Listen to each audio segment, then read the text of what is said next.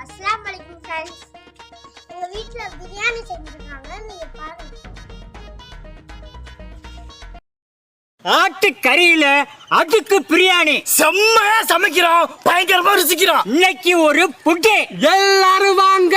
Always welcomes you.